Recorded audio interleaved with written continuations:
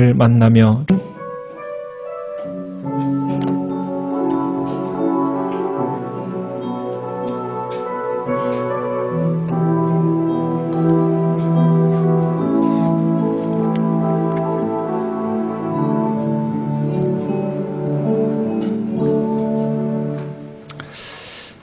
우리 앞뒤 좌우로 인사 나눌까요? 주 안에서 사랑합니다. 축복합니다. 네. 우리 하나님의 말씀 사무엘하 5장입니다. 사무엘하 5장 1절에서 12절까지의 말씀을 교독하도록 하겠습니다. 사무엘하 5장입니다. 구약성경 470페이지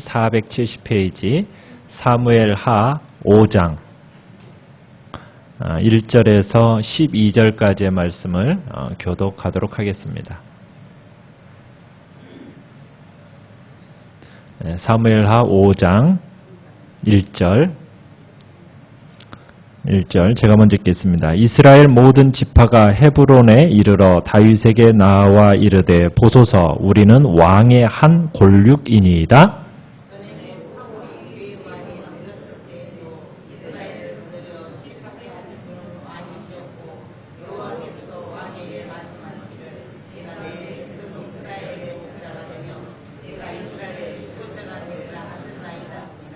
이에 이스라엘 모든 장로가 헤브론에 이르러 왕에게 나아오매 다윗 왕이 헤브론에서 여호와 앞에 그들과 언약을 맺으매 그들이 다윗에게 기름을 부어 이스라엘 왕으로 삼으니라.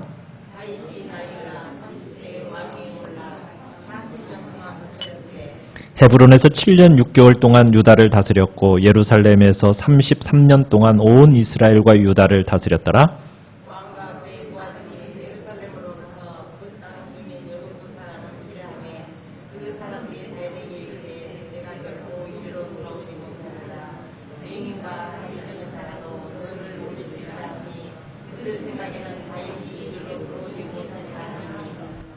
다윗이 시온 산성을 빼앗았으니 이는 다윗 성이더라.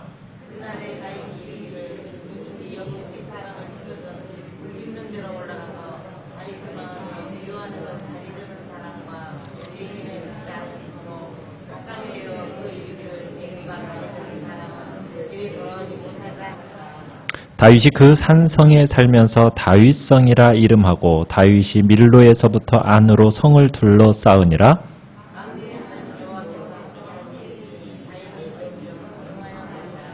두로왕 히람이 다윗에게 사절들과 백향목과 목수와 석수를 보내매 그들이 다윗을 위하여 집을 지으니 다윗이 여호와께서 자기를 세우사 이스라엘 왕으로 삼으신 것과 그의 백성 이스라엘을 위하여 그 나라를 높이신 것을 알았더라.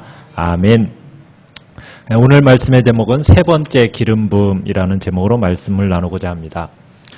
하나님은 시간이라는 무대 가운데서 하나님께서 그리시는 섭리, 이 섭리를 일관되게 펼쳐 나가시면서 그 모든 일들을 진행해 나가십니다. 섭리라는 하나님의 거대한 그림이 있어요. 그 그림이 드러나도록 우리는 어떤 삶의 태도가 필요하냐면 우리가 그 섭리를 앞서 나가지 않는 태도가 필요합니다. 우리의 필요한 태도예요.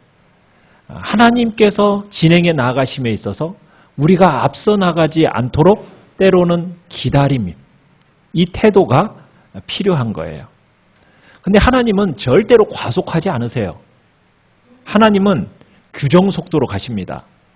그러면서 자신의 목적지를 향해서 뚜벅뚜벅 가시는 분이 하나님이세요. 그래서 우리가 하나님보다 앞서가는 일은 없어야 되고 하나님의 그 그림, 섭리의 그림이 일관되게 펼쳐지도록 그것이 드러나도록 우리는 우리의 삶에 있어서 때로는 기다리고 하나님이 항상 앞서가시도록 우리는 그분의 뒤를 따라가는 것이 우리의 삶의 방향이요 또 목표가 되어야 됩니다. 다윗은 왕이 되기까지 기름 부음을 받는데 몇 번의 기름 부음을 받습니까? 3번의 기름 부음을 받아요. 첫 번째 기름 부음은 어디에서 받았습니까? 다윗이 아버지 이새의 집에서 10대 소년 시절에 사무엘에게 기름 부음을 받았습니다. 그때 다윗은 무슨 일을 하고 있었습니까? 들에서 양을 치던 목동이었습니다. 자, 두 번째 기름 부음은 언제 받지요? 사울이 죽고 난 이후에 망명지였던 시글락에서 돌아와 다윗이 헤브론에 딱 거처하게 되었을 때 유다 족속들이 나와서 유다 족속이 다윗을 왕으로 세우면서 기름을 붓습니다. 그때 다윗의 나이는 30세지요. 그러면서 헤브론에서 몇 년 동안 다스렸다고 얘기하고 있습니까? 5절에 보면은 7년 6개월 동안 다스렸다 이렇게 나와 있죠. 그러니까 다윗은 이렇게 두 번째 그렇게 기름 부음을 받았어요. 자, 세 번째 기름 부음을 받습니다. 언제 받습니까? 오늘 본문에 나오는데 이스라엘 모든 지파에게서부터 세 번째 기름 부음을 받아서 명실공히 이스라엘 전체 통합 왕이 되어지는 겁니다. 우리가 기름 부음의 순서를 한번 볼 때 첫 번째 기름 부음을 받았을 때 다윗은 양을 치고 있던 목자였어요.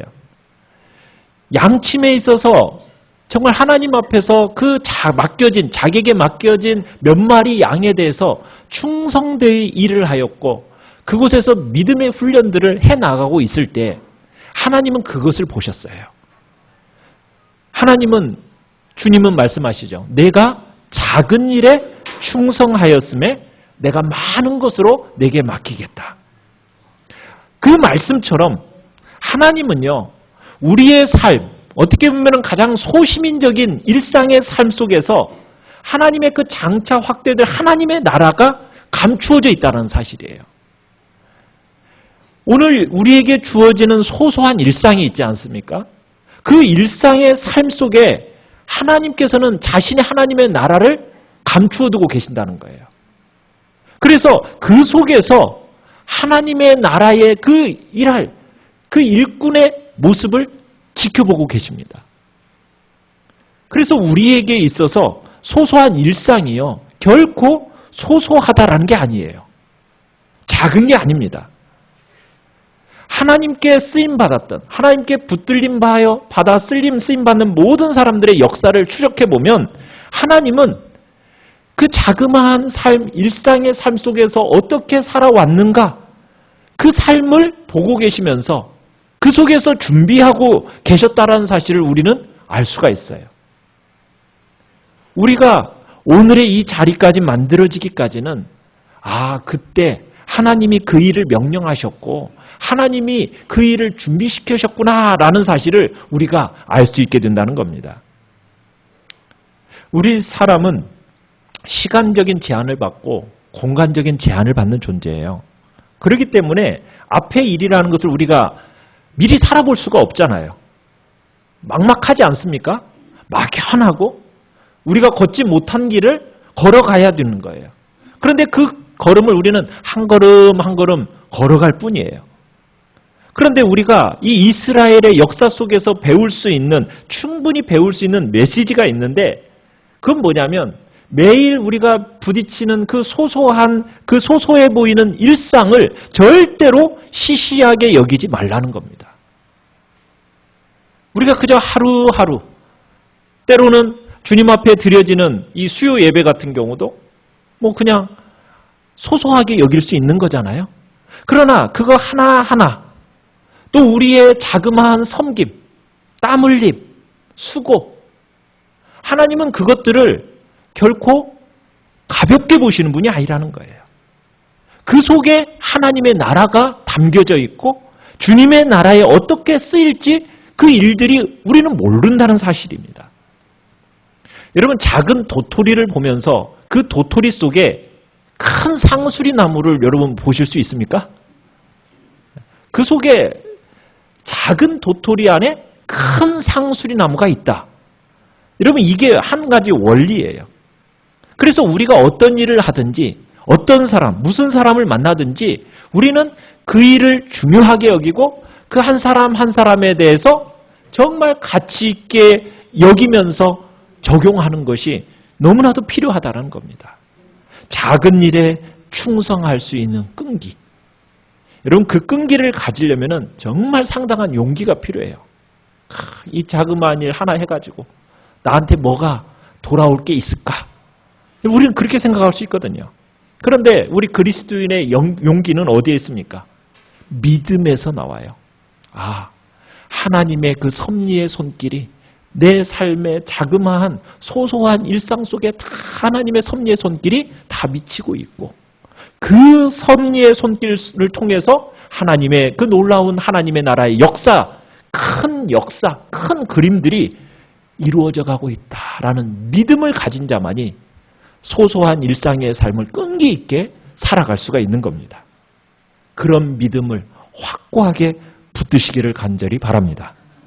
다윗은 참으로 자기에게 맡겨진 몇 마리 양에 대해서 하나님을 믿음으로 충성되이 섬긴 그 결과 하나님은 그 자그마한 양 속에서 누구를 보셨냐면 이 나라를 섬기고 이 나라를 다스리는 그 자기 백성을 향한 그 섬김의 모습을 하나님 그 안에서 보셨던 거예요.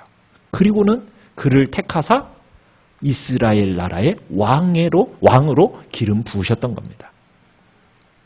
오늘 드디어 이제 다윗이 세 번째 기름 부음 받는 장면이 나옵니다.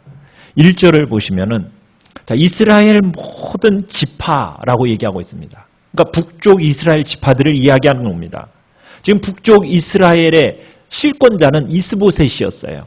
그리고 아브넬이었죠. 그런데 아브넬도 죽고 이스보셋도 어떻게 되었습니까? 죽었어요. 어떻게 보면 피차 물고 물리는 살인극으로 이 모든 일이 정리가 되어버렸어요. 그러면서 이스보셋의 왕국에 권력의 공백기가 생겨버렸습니다. 이스보셋을 잃어버린 이 북쪽 지파들은 이제 어떻게 할 수가 없는 거예요. 그래서 이제 누구를 찾아가는 겁니까? 헤브론에 있는 다윗에게 자신의 몸들을 맡길 수밖에 없었던 거예요. 자신들이 바라볼 수 있는 리더는 다윗밖에 없었다라는 거예요. 그래서 고개를 숙인 채 이제 다윗의 자비에 자신을 맡길 수밖에 없는 그런 상황에 이르게 된 겁니다. 그러면서 이스라엘 장로들이 누구에게로 나아가요? 헤브론에 있는 다윗에게로 찾아가서 자기들의 왕이 되어달라고 지금 요구하고 있습니다. 여러분 이거 놀랍지 않습니까? 다윗은 자신이 왕이 되겠다고 스스로 그 왕의 자리를 쟁취한 적이 있었나요? 스스로 막 계획하고 그 왕이 되겠다라고 그 왕의 자리를 차지하겠다고 그렇게 막 진절하면서 자기 나름대로 스케줄을 막 짠 적이 있었나요? 없었어요. 그냥 한 건 한 건 어쩌다가 마치 우연히 벌어진 것 같지만요. 신기하게도 하나님께서 그 결과를 통해서 모든 일들을 다윗으로 하여금 다윗에게로 모아지게 하시더라는 거예요. 결국 이 사무엘서에서 우리에게 주시는 굵은 메시지는 뭐냐면 하나님의 나라를 담고 있는 다윗의 왕국은 인간의 칼, 인간의 무력 이런 것으로 쟁취되어지는 나라가 아니라는 거예요. 그걸로 만들어지는 나라가 아니라 하나님의 나라는 하나님이 주셔서 받는 나라예요. 하나님이 주시는 거예요. 내가 계획하고 내가 그냥 뭔가를 이루어서 내가 쟁취하는 나라가 아니라 하나님이 주실 것을 믿고 그 믿음으로 하나님 앞에서 기다리면서 내가 그 자리에서 해야 할 일을 성실함에게 감당해 나아갈 때 때가 되니까 하나님이 그의 모든 일들을 다 처리해 나가시고 스스로 누군가를 죽임이 없이 그냥 모든 사람들이 자기에게로 딱 나와서 뭐예요? 왕이 되어달라고 요구하는 그런 자리에 이르더라는 거예요. 참 놀랍지 않습니까? 이게 하나님의 나라가 이루어져가는 방식입니다. 이스라엘 지파들이 스스로 다윗에게 와요. 그러면서 5절 끝에 보면 이렇게 얘기하죠. 보소서 우리는 왕의 한 골육입니다. 이렇게 얘기합니다. 여러분 골육이라는 뜻이 뭘까요? 골육. 이 골육이라는 말은 생사고락을 같이 한 사이요 피를 나눈 친척관계라는 뜻이에요. 자, 지금 사울이 죽은 이후에 그냥 어떤 정치적인 이유 때문에 7년 동안 두 나라로 존재하긴 했지만 근본적으로 우리는 다 같은 한 민족이다. 그러니 당신을 이제 왕으로 추대하는 것은 당연한 것이다 라고 지금 주장하고 있는 겁니다. 그러면서 우리 2절을 같이 한번 읽어보겠습니다. 2절. 시작. 전에 곧 사울이 우리의 왕이 되었을 때에도 이스라엘을 거느려 출입하게 하신 분은 왕이시었고 여호와께서도 왕에게 말씀하시기를 내가 내 백성 이스라엘의 목자가 되며 내가 이스라엘의 주권자가 되리라 하셨나이다 하니라. 지금 이 사람들이 와서 다윗이 왕이 되어야 하는 근거를 제시하고 있는데 첫 번째는 뭐라고 제시하고 있냐면 사울이 우리의 왕이 되었을 때도 실질적인 통치자는 다윗 당신이었습니다. 이렇게 이제 고백을 해요. 그러면서 또 한 가지 얘기하는 바가 뭐냐면 여호와께서도 다윗 왕에게 네가 내 백성 이스라엘의 목자가 되고 이스라엘의 주권자가 되리라고 하나님께서 말씀하셨습니다. 그러면서 다윗이 왕이 되어야 할 그 근거를 어디에서 찾냐면 하나님께서 당신을 세우셨기 때문에 우리가 지금 상황이 악화돼서 당신을 찾는 것이 아니라 누가? 하나님의 뜻을 이루기 위해서 지금 우리가 당신을 찾아와서 당신을 왕으로 삼고자 하는 바입니다. 지금 이렇게 강조하고 있는 거예요. 참 하나님께서 모든 일들을 진행해 나가시는데 여러분 하나님은 그냥 무계획적으로 가시는 것이 아니라 차근차근 일하여 나아가시면서 정말 하나님의 그 그림을 차근차근 드러내시는 것을 우리가 보게 돼요. 드디어 이제 3절에 보면은 이스라엘의 모든 장로들이 헤브론에서 이제 이 다윗을 전체 이스라엘 전체의 통합 왕으로 이제 즉위하게 됩니다. 하나님이 능력이 없어서 다윗을 단번에 이스라엘 왕으로 안 세우신 걸까요? 그건 아니죠. 하나님께서 왕의 그릇으로 그 만들어 가신 세월이었던 거예요. 처음에는 한 지파의 왕이었다가 이제는 국가를 전체를 경영하도록 이제 만들기 위해서 이제 그렇게 훈련을 7년 반개 6개월 동안 훈련을 시키신 뒤에 비로소 12지파의 실권을 잡는 다윗 왕으로 다윗을 세우신 거예요. 그러니까 하나님은 급작스럽게 하는 것이 아니라 차근차근 준비시키시더니 마침내 그를 하나님께서 세우시더라는 거예요. 참 하나님이 하시는 일은 계획적입니다. 우리는 빨리빨리 하면 좋겠죠. 그런데 하나님은 하나님의 때가 딱 있어요. 이런 그때까지 우리는 기다리면서 우리에게 맡겨진 그 자리에서 기다리면서 준비하면서 나아가는 거예요. 자, 6절로 한번 가보면요. 다윗이 이제 기름 부음 받아서 왕이 되었어요. 자, 그런데 그가 한 첫 번째 일이 무엇일까요? 예루살렘을 점령하는 로 움직이는 일이었어요. 지금 이스라엘 민족이 가나안 땅으로 들어온 지가 지금 몇 년이나 흘렀을까요? 여호수아 시대부터 지금 다윗의 시대까지 약 400년이라는 세월이 지났는데도 불구하고 그 가나안 땅에 이스라엘 백성이 점령하지 못한 땅이 있었다라는 거예요. 그 땅이 어느 땅이에요? 예루살렘. 이 예루살렘을 아직도 이스라엘 백성이 점령하지 못한 거예요. 만약 이 예루살렘을 점령을 하고 정복하게 되면 다윗 정권의 위상이 세워지는 거예요. 그러니까 다윗이 이제 이 예루살렘을 점령하기 위해서 가게 되는 겁니다. 자, 그런데 이 예루살렘을 누가 점령하고 있었습니까? 어느 족속이? 6절에 보면 여부스 사람, 여부스 족속이 예루살렘을 점령해서 살고 있었어요. 어떻게 보면은 가나안에 들어가서 아직까지 마지막까지 점령하지 못했던 땅, 그 땅이 바로 예루살렘이에요. 왜 예루살렘을 이렇게 점령하지 못했을까요? 이 예루살렘이 굉장히 지형이 험하고 복잡한 지역이었어요. 그래서 숫자가 적은 숫자를 가지고도 올라오는 적을 쉽게 방어할 수가 있었던 지역이 바로 이 예루살렘이었던 겁니다. 그러니까 이 예루살렘을 딱 정복하게 되면 다윗이 온 이스라엘의 통치자가 될 만한 실력을 갖춘 사람이라는 것이 입증되는 사건이었기 때문에 다윗은 이제 이 예루살렘을 정복하러 간 거예요. 자, 정복하러 갔더니 이 여부스 사람들이 뭐라고 조롱을 합니까? 뭐라고 조롱을 하냐면 다윗에게 6절에 네가 결코 이리로 들어오지 못하리라. 맹인과 다리 저는 자라도 너를 물리치리라. 지금 400년 동안 예루살렘을 한 번도 빼앗겨 본 적이 없었어요. 성을 정복하겠다고 쳐들어오는 이 다윗을 보면서 굉장히 얕보면서 야, 맹인이라도 다리 저는 사람이라도 너 물리칠 수 있다 하면서 아주 빈정대는 겁니다. 예루살렘이라는 곳은 높은 산지에 있어요. 약 600m라는 산지에 있는데 천의 요새입니다. 그러니까 여부수 사람들이 조롱해도 전혀 이상한 일이 아니에요. 여기가 어디라고 네가 감히 쳐들어오냐? 너 같은 너네 군대 같은 경우는 안못 보는 사람, 다리 저는 사람도 야 쉽게 이기한다. 상대에서 너희는 이긴다. 이런 식으로 천의 요새를 아주 믿고 자만하면서 그 군대를 막 조롱하고 있는 겁니다. 자, 다윗이 어떻게 했을까요? 어떻게 여기를 정복할까요?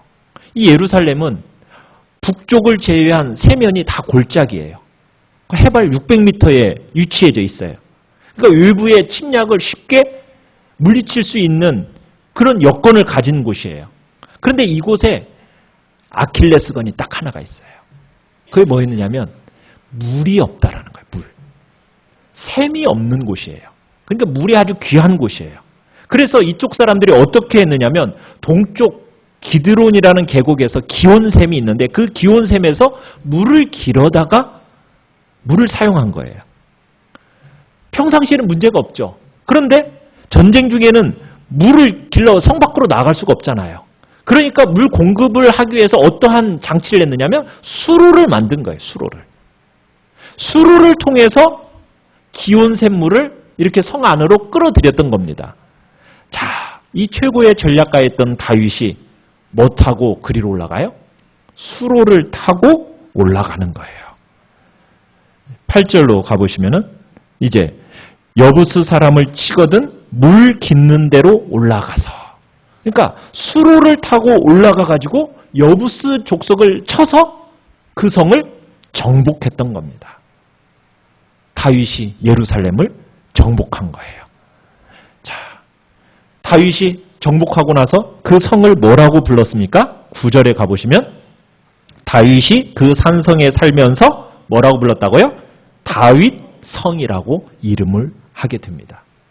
그러니까 예루살렘을 딱 정복하고 나서 자기 정권의 수도로 이제 예루살렘을 수도로 정하게 된 겁니다.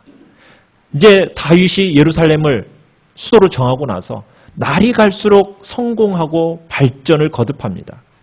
영적으로, 물질적으로 역사의 길이 빛날 르네상스 시대를 만들게 된 거예요. 다윗이 성공할 수 있었던 이유가 뭘까요? 우리 10절을 같이 한번 읽어봅시다. 10절. 시작. 만군의 하나님 여호와께서 함께 계시니 다윗이 점점 강성하여 가니라. 다윗이 강성해진 이유가 뭐라고요? 그렇죠.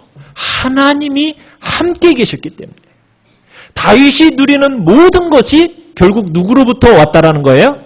하나님께로부터 왔다라는 사실을 성경은 강조하고 있는 겁니다.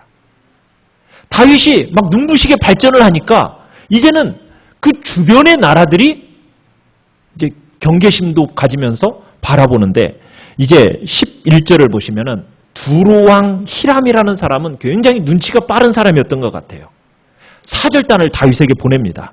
그러면서 뭐 해주겠다고 얘기하냐면 다윗을 위해서 뭘 지어주겠대요? 집을 지어주겠다고. 다윗이 막 강성해지 가니까 그것을 보고서는 다윗에게 어떻게 해줘야겠다는 거야. 아, 이 사람 잘해줘야겠다. 그래야 우리가 살겠다. 이런 마음을 가지고는 목공, 석수, 목재 다 보내주면서 당신의 집 지어주겠다고. 그러면서 이렇게 제안을 한 거예요. 다윗을 조롱하는 사람들은 어떻게 됐습니까? 다윗을 꺾지 못하고 모두 다 다윗 앞에 굴복하게 됩니다. 지금 시대와 역사가 다 어떻게 지금 누구를 향하여 집중하고 있어요? 다윗을 향해서 지금 집중되고 있어요. 자, 이렇게 되면요, 사람의 마음이 어떻게 되지죠? 모든 것들이 지금 다 자기를 향해서 모든 영광과 힘이 집중되어져요. 그러면 그 사람의 마음은 어떻게 되어집니까, 보통? 그죠? 교만해지기가 쉽죠. 교만해져가지고 모든 성공의 힘이 마치 누구에게 있었던 것처럼 자기에게로부터 나온 것처럼 그러면서 사람의 마음이 변하는 것이 보통 인간이에요. 여러분, 사람이 성공하는 데 있어서 정말 힘을 갖는 것도 중요하지만요. 성공과 힘에 대한 관점을 선하게 유지하는 것이 정말로 쉽지 않습니다. 이게 너무나도 중요해요. 하나님의 축복이라는 것은요. 극히 조심스럽게 다루고 정말 신중하게 접근해야 돼요. 여러분의 삶에 있어서 하나님이 주시는 축복은요. 잘 다루면 여러분에게 유익이 되지만 그것이 잘못 다뤄지면 우리에게 뭐가 될 수가 있어요? 저주요, 재앙이 될 수가 있는 거예요. 축복이라는 것은 양면성이 있어요. 우리에게 하나님의 축복을 잘 사용하면 많은 사람을 행복하게 할 수 있지만 만약 그 축복을 잘못 사용하게 되면 영적인 걸림돌이 되어지고 올무가 될 수 있는 거예요. 자, 그런데 다윗은요. 자기에게 주어지는 이 축복과 그 영광을 뭐라고 고백을 하나요? 우리 12절을 같이 한번 읽어보겠습니다. 12절 시작. 다윗이 여호와께서 자기를 세우사 이스라엘 왕으로 삼으신 것과 그의 백성 이스라엘을 위하여 그 나라를 높이신 것을 알았더라. 자, 다윗이 고백을 하는데 뭐라고 고백을 합니까? 자신이 누리는 이 유교적인 안정과 나라의 번영이 자신의 힘으로 되어졌다라고 얘기를 하는 거예요? 아니죠. 누가? 여호와께서 자기를 왕으로 세워주셨구나. 여호와께서 이 백성을 번영하게 하시는구나. 이렇게 이루어진 모든 것이 누구로 말미암아 되어졌다? 여호와 하나님으로 말미암으로 되어졌다라고 인정하고 고백하는 거예요. 자기 앞에 일어난 모든 사건이 이게 우연이 아니구나. 하나님의 주권적인 역사로구나. 하나님의 그 주권적인 역사로 기인되어졌구나라는 것을 인식하고 그것을 하나님 앞에서 고백하는 거예요. 여러분, 근데 이것을 알지 못하는 것을 가리켜 뭐라고 얘기합니까? 배은 망덕이라고 얘기하죠. 이걸 알지 못할 때. 여러분, 이것을 아느냐 모르냐가 이 차이가 여러분 인생을 무너뜨리기도 하고 세우기도 하는 거예요. 성경에서 일관되게 얘기하는 게 뭐예요? 교만은 패망의 선봉이다. 왜 그럴까요? 교만이라는 것은 뭐예요? 하나님께 마땅히 돌아가야 할 영광을 누가 가로채는 거예요? 자기가 가로채는 거예요. 이게 교만이거든요. 내게 주어지는 만 가지가 하나님의 덕인 줄 알고 살아야 되는데 그것이 마치 자기의 능력으로 된 것처럼 지혜와 지식으로 된 것처럼 여러분 그 교만함이 패망의 선봉입니다. 혹시 여러분 잘 나가고 있나요? 좀 돈 좀 만지셨어요? 네. 혹시 고지에 좀 떳떳하게 좀 섰나요? 자랑할 게 있어요? 없어요? 없어요. 다 뭐예요? 하나님의 은혜예요. 하나님 덕분이에요. 여러분 그것만 잊지 않고 산다면 여러분 우리 절대로 실패하지 않습니다. 근데 인간은 어때요? 그것을 잊어버리고 산다는 데 문제가 있죠. 우리의 속에 아주 깊숙이 뿌리 내린 그 교만함, 악함. 그런데 하나님은 뭘 가장 싫어하신다고요? 교만을 가장 싫어하세요. 여러분 다윗 전 사울 왕이 왜 망했습니까? 다윗이 망한 이유는 뭐냐면 세상에 보이는 것, 세상의 크기.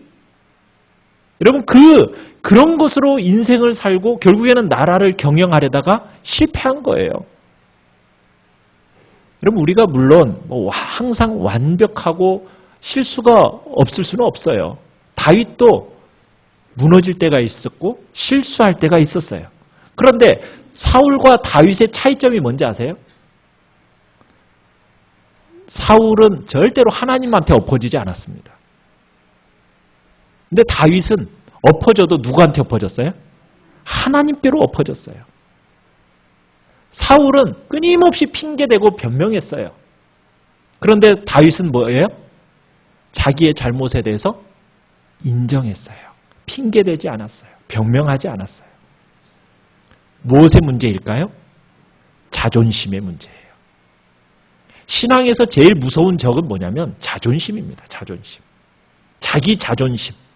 그 자기 자존심 끝까지 지키려다가 망하는 거예요. 절대로 우리는 자존심, 여러분 그거 붙들고 살아서는 안 됩니다. 자존심이 하나님으로부터 독립하려는 시도거든요. 그게 교만의 모습이에요. 우리는 나를 높이려고 하고 나의 자존심을 세우려고 하는 거, 여러분 그거 철저하게 무너뜨려야 됩니다. 대신에 나를 철저하게 가난하게 만들 때 누가 우리를 불쌍히 여기도록 만드셔야 돼요? 하나님이 불쌍히 여기시도록. 하나님이 나를 보면은 불쌍해서 자꾸 뭔가 뭐 해주고 싶어요? 도와주고 싶은 거예요. 그런 사람으로 우리들이 드러나야 돼요. 다윗이 잘 나가고 환경이 자기에게 하기로 막 집중이 되어질 때 다윗은 고백한 거예요. 이 모든 것이 누구의 작품이라고요? 하나님의 작품이라고 고백하고 있는 거예요. 우리가 자랑할 게 뭐가 있겠어요? 우리 자랑할 거 없습니다. 우리가 자랑할 것은 십자가 위에 자랑할 것이 없다. 다 주님의 은혜였구나. 정말 주님이 하신 일이었구나. 여러분이 이것이 여러분의 인식, 알고 깨달음이 되어지고 여러분의 입술에서 끊임없이 주님의 은혜요, 주님의 도우심이었고 주님이 하신 일이었습니다라는 고백이 끊임없이 나오기를 간절히 바랍니다. 자, 다윗이 왕이 되었다는 말을 이제 누가 듣느냐면 블레셋 사람들이 듣게 돼요. 17절로 가보시면은 블레셋 사람들이 듣고서는 이 블레셋 사람들이 이 다윗 정권을 뿌리내리기 전에 제거하려고 쳐들어옵니다. 다윗이 왕이 되자마자 지금 다윗이 지난 400년 동안 정복하지 못했던 예루살렘도 정복하고 그러니까 블레셋 사람들이 막 긴장이 된 거예요. 그래가지고 블레셋 사람들이 이 다윗이 더 커지기 전에 우리가 그 순부터 잘라야 된다라는 그런 각오를 가지고 이제 블레셋 군대가 쳐들어온 거예요. 그래가지고 르바임이라는 그 골짜기에 18절에 가보시면 르바임이라는 골짜기에 블레셋 사람들이 가득하게 됩니다. 자, 그러면은 왕으로서 제일 먼저 해야 될 일이 뭘까요? 지금 군대가 쳐들어왔어요. 그럼 어떻게 해야죠? 군대가 쳐들어왔으면 빨리 지금 방비를 하고 지금 가서 이제 싸울 준비를 해야 되잖아요. 근데 다윗이 첫 번째로 하는 일이 뭐예요? 네? 무엇을 하고 있습니까? 19절에 다윗이 여호와께 여쭈어 이르되. 여러분 뻔하지 않습니까? 지금 군대가 쳐들어왔으면 그 다음 할 일이 뭐예요? 뻔한 일이 뭐예요? 방비하고 싸울 준비해야죠. 그런데 뻔한데도 불구하고 뻔한 것을 기도하고 있어요. 이게 진짜 신앙입니다. 뭘 그런 것 가지고 기도하냐. 여러분 그런데 뻔한 것 가지고 기도하는 사람이 진짜 기도하는 사람이에요. 보통은 뻔한 것 가지고 기도하지 않거든요. 우리가 봐서 합리적인 상황이다라고 하면은 기도 안 하고 그냥 곧바로 행하잖아요. 그런데 진짜 신앙인은 뭐예요? 뻔한 것 가지고도 기도하는 거예요. 왜? 인간의 생각과 하나님의 생각이 다를 수 있기 때문에. 그래서 우리는 합리적인 것을 따라 살아가는 존재가 아니라 하나님께 항상 여쭈면서 살아가는 그런 존재라는 것을 여러분 기억해야 됩니다. 하나님의 인도하심을 받아서 여러분 블레셋과 전투를 하니까 블레셋 사람들은 어떻게 해요? 쉽게 물리쳐요. 첫 번째 싸움에서는 어떻게 돼버렸습니까?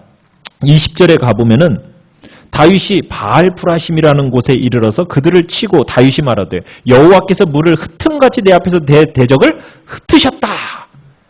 홍수가 모든 걸 휩쓸어 버리듯이 하나님께서 이 블레셋 사람을 쓸어버리셨다 하면서 이스라엘의 대승이 이루어집니다. 얼마나 이 블레셋 사람들이 혼이 났는지 21절에 보면 그들의 우상을 버리고 도망가쳤다고 얘기하고 있어요. 또 두 번째 싸움이 이루어집니다. 22절에. 이 전쟁도 뻔한 전쟁이잖아요. 근데 뻔한 전쟁인데도 불구하고 또 뭐 하고 있어요? 23절에 다윗이 여호와께 여쭈니 또 묻고 있어요. 하나님, 이 전쟁 어떻게 해야 됩니까? 해야 됩니까? 말아야 됩니까? 그럴 때 하나님이 어떻게 하세요? 구체적인 전략을 제시해 주시는 거예요.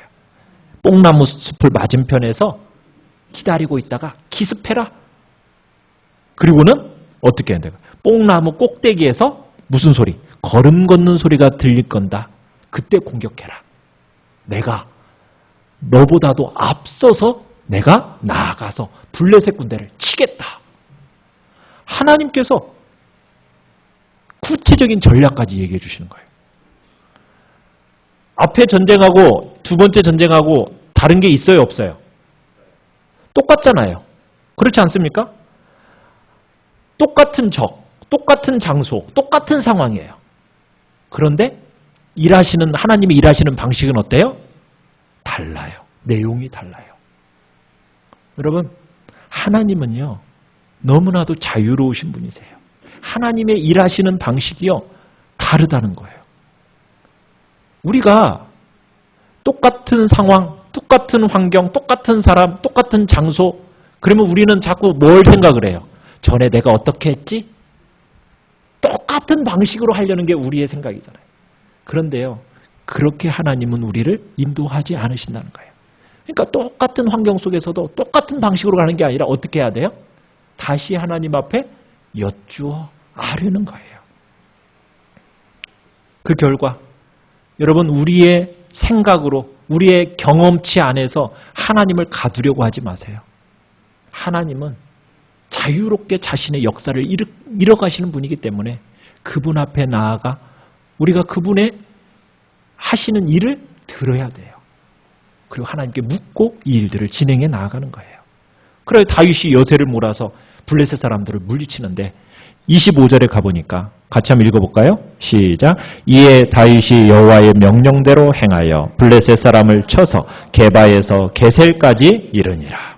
완전히 그냥 몰아냈는데 이 30km 이상 서쪽으로 완전히 블레셋 사람들을 몰아버렸고, 이제 다윗이 이후로는 블레셋이라는 나라가 더 이상 등장하지를 않아요. 그 이름이 그 이후로는 잠깐 8장에서 보이다가 더 이상 언급되지가 않습니다.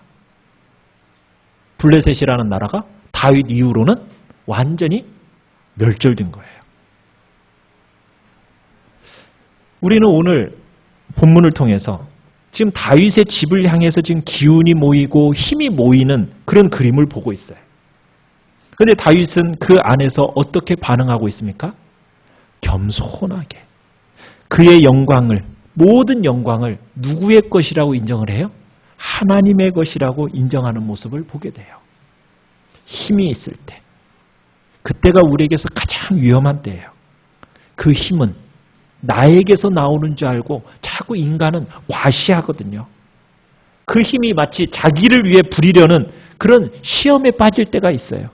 그런데 다윗의 모습을 통해서 다윗은 자기에게 힘이 모일 때 하나님의 주도적인 역사임을 인식하고 온전히 하나님 앞에 영광 돌리는 모습. 우리의 삶에 있어서 내게 주어진 모든 것이, 내가 걷는 이 길은 하나님의 은혜라는 것, 은혜 없이는 걸을 수 없는 길이라는 것을 인정하고 하나님의 은혜를 전적으로 시인하는 삶이, 그게 바로 복된 삶임을 오늘 우리에게 보여주고 있는 겁니다. 우리 모든 성도님들은 정말 하나님의 은혜, 내게 주어진 모든 것이 하나님의 은혜임을 이 시간에도 고백하고 그 은혜 안에서 살아가겠다고 이 시간